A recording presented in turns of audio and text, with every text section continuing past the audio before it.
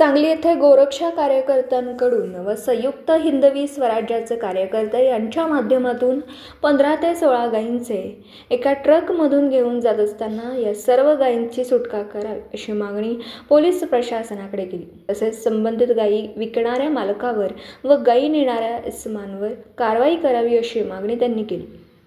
याप्रसंगी संयुक्त हिंदवी स्वराज्याचे कार्यकर्ते व गोरक्षक विनायक एडके, ओंकार मासाळे, रोहित पाटील, सचिन सूर्यवंशी, अंकुश सातपुते आदी कार्यकर्ते मोठ्या संख्येने उपस्थित होते।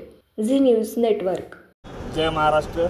मी विनायक सदाशिव एडके, गोरक्षक। आज छत्रपती शिवाजी महाराजांची तारखेनुसार शिवजयंती आहे। आज 19 फेब्रुवारी सगळीकडे शिवजयंतीचा महोत्सव चालू आहे। त्या ह्याच्यातच आमच्या काही गोरक्षक संघटनेच्या कार्यकर्त्यांनी पूर्ण जर्सी गाई आणि आपले देशी गाईचे वंशज ह्याने भरलेला ट्रक, आयशर ट्रक पकडलेला आहे। तो ट्रक भिलवडीमध्ये भरून आला आहे असं ते लोक सांगतायत। हा ट्रक आम्हाला चांदणी चौक काळ्या खणीजवळ घावलेला आहे। इथे आता आम्ही विश्रामबाग पोलीस स्टेशनला सकाळी 8 वाजता हा ट्रक घेऊन आलो। याच्यावर संबंधित लोकांच्यावर कारवाई व्हावी व या जनावरांना न्याय मिळावा यासाठी आम्ही आता विश्रामबाग पोलीस स्टेशनमध्ये FIR नोंद करत आहोत।